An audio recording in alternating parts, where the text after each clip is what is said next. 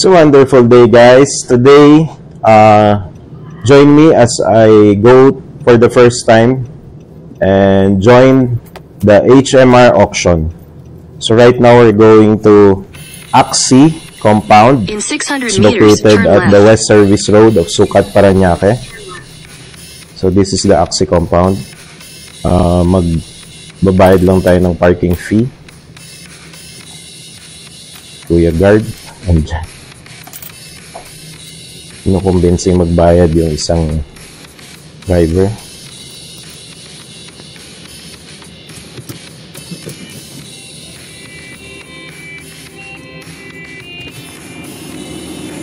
HMR, kuya. May 25 sir, try pa.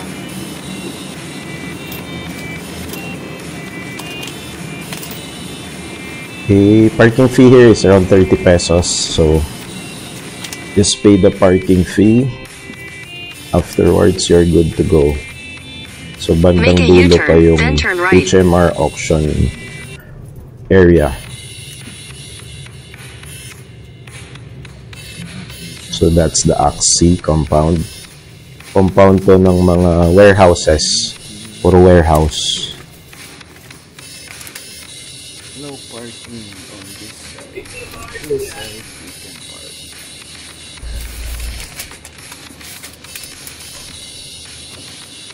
Morning, kuya. Saan pwede mag-park?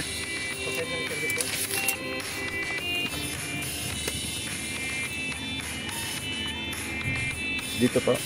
So, moving on, we are now running towards the parking area of HMR. Ito yung compound nila, the HMR compound. Dito yung ginaganap yung mga car auction. Anong oras umpisa ng bid? 10 pa. Okay. So, iba yung area for the motorcycle auction. Iba yung pang general merchandise auction. Ito yung area lang for car auctions. So, may division naman yung parking ng sasakyan nyo at yung mga cars na for bidding. So, yun. Log on, log sheet, fill up the log sheet.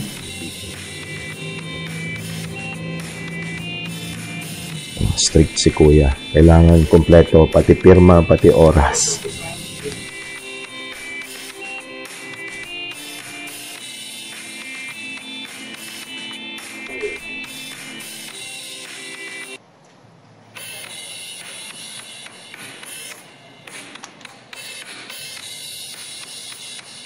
Okay, so we're parking here.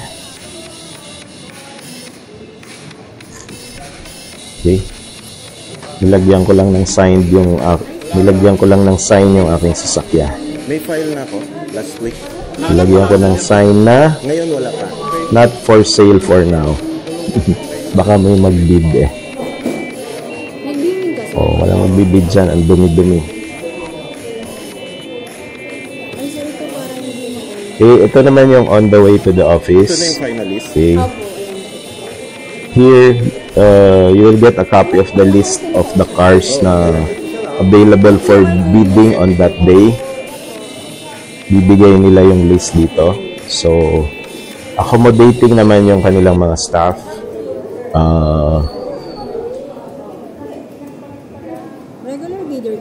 Okay. Second time to bid. Then, ito yung part ng application. So, this is from another time which I went there. Bawal na kasi yung filming and video sa loob. So, binulsa ko lang yung phone ko for showing you the journey. Kung saan dadaan at saan pupunta, ano yung process bago kayo makapag-start mag-bid. So yan, fill up a form with the rules, with your name, phone number, email, then that's it. Then they will make a file. They will give you a QR code. para ibigay nyo dun sa cashier.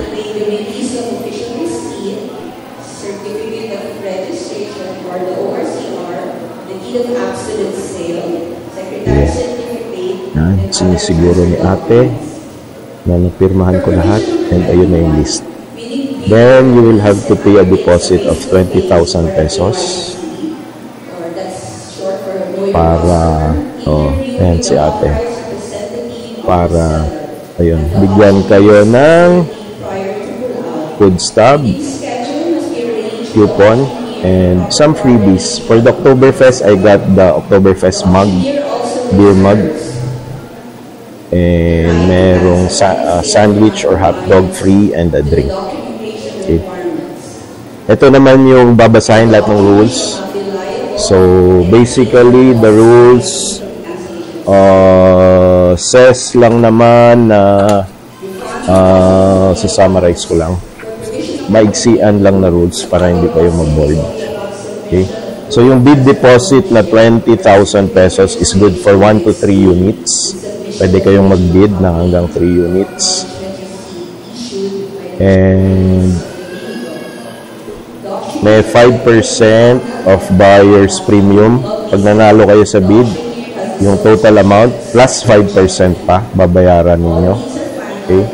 Yung 20,000 naman is refundable on the same day. So makukuha nyo rin. Kung wala kayong nabid, hindi kayo nanggulo, makukuha nyo yung 20,000 nyo. Okay? Pwede rin i-financing, pero you have to apply before the bidding date. Okay? So, kung gusto nyong financing yung sasakyan, pwede nyo siyang i-apply 3 days before. Pero you still have to join the bid. Kasi baka iba nga naman ang manalo sa bidding, di ba? So, hindi mapapapunta sa inyo yun. Okay? So, for financing, 30% payment is needed, and then the rest you will pay up to 4 years maximum.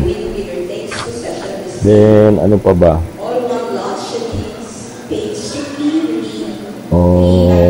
Wala naman masyadong bago dito sa mga rules nila.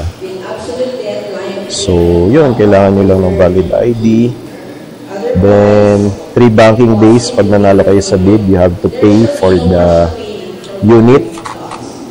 Siyempre, ma-hold yung deposit ninyo kasi nanalo kayo ng bid, you have to pay for the amount of the bid.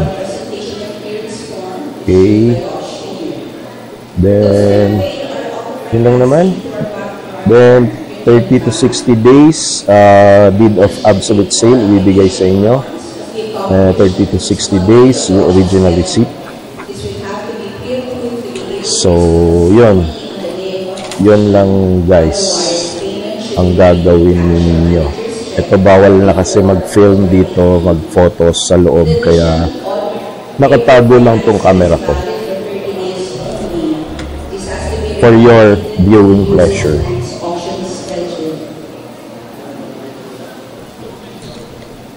So, ang haba niyan. Haba yung rules ni ate.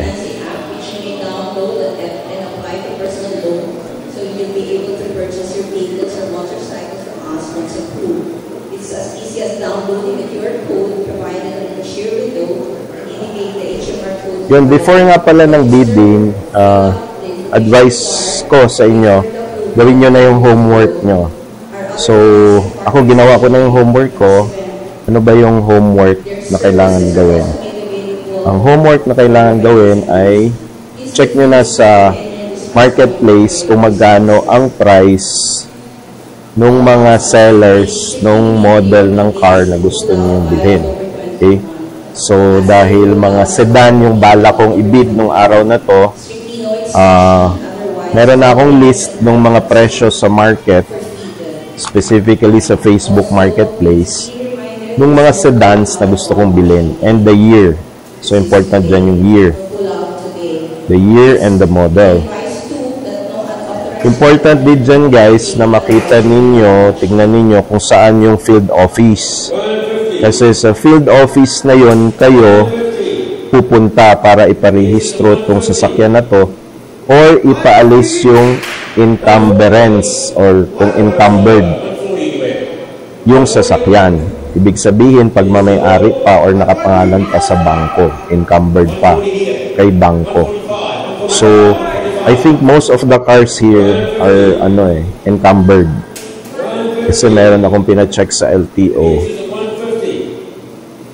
Yung isang Toyota Avanza na bala kong ibid. Na-check sa LTO, encumbered na siya. May nakalagay na encumbered sa CR niya. So, you have to incorporate that amount of travel kung saan mang location itong field office na nakalagay sa list. May full disclosure naman sila ng mga details. Makikita nyo dito. And you can have it check naman. Okay, so yun, dapat incorporate nyo yung cost nung pag-transfer ng encumbered na car dahil pupunta kayo sa Registry of Deeds. Then, i-release yun ng Registry of Deeds for 3 to 5 days. So, kung encumbered sa saan ba itong mga dito, malayo. Meron dito, Lipa City, Mandaluyong, Pasig, Muntinlupa, La Loma, NCR, QC. So, kung Metro Manila, okay lang to, malapit lang to. Bacoor, halos Metro Manila na rin ang Bacoor. Manila South, bandang mga, siguro to, Laguna. Calamba, Novaliches, Manila, La Loma, NCR, Muntinlupa. Ito, San Rafael, San Bato, Bulacan. Tabaco, Albay. Yan yung malalayong lugar na kung encumbered, mahihirapan kayo or matatagalan. Although, pag change ng encumbrance, basta kompleto yung documents from the bank, it's around 300 pesos lang naman. Kaya lang yung travel, yung abala, and yung time ninyo, yun yung value dun eh. So, if you have spare time, okay itong mga ganitong auction. Okay nyo pagtuunan ng time and effort.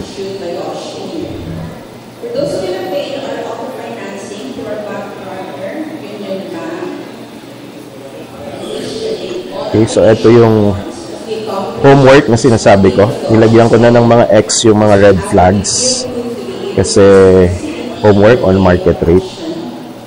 Binago ko yung acronym ni HMR. Ginawa kong homework on market rate. So, kailangan gawin nyo yung homework. Tulad niyan yung ginawa ko. So, yan yung mga presyo sa Facebook Marketplace. And yung mga X, yan yung mga red flags na sinasabi ko.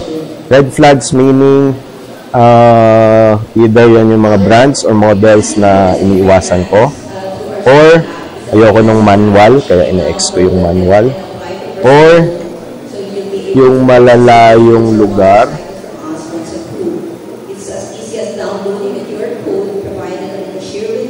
Tulad niyan, Bacoor, Cavite, medyo malapit lang naman sa akin Las Piñas, pero hindi ko kabisado yung LTO sa Bacoor kung gaano kabilis mag-process, and hindi ko alam kung nasan yung Registry of Deeds ng Bacoor.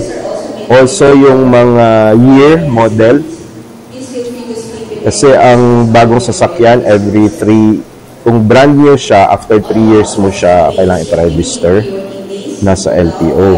So, lahat ng 2020 pababa at hindi pa nare-register, may penalty na yan.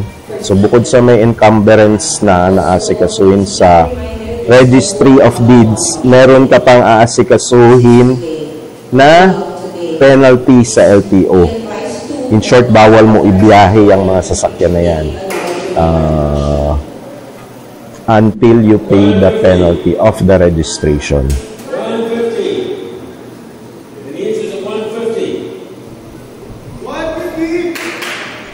Okay, so yun na yung journey. Then pwede na kayong umupo dito sa napakalamig na lugar. Ito yung sample nung isang bidding for Toyota Fortuner na ipapakita ko on this, while the rest of the bids I will show in another video. Okay? So ito yung sample na sayang. Kung may cash lang sana ako nung araw na yan. Sobrang mura na nung Fortuner na yan. Puti pa oh. Ang hirap maghanap ng puti guys. Pearl white Fortuner. Nabenta siya at pakinggan natin.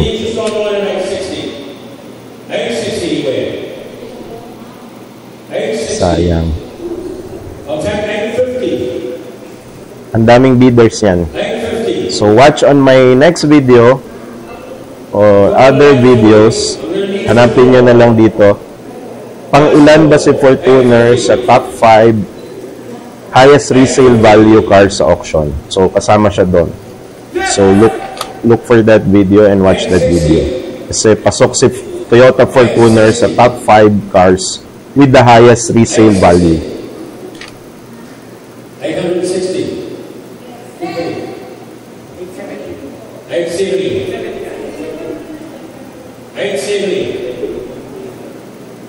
870 there.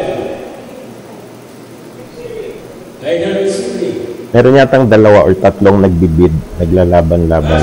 Kasi gusto talaga nila to. Okay, so that's it. So that was my journey when going to the auction.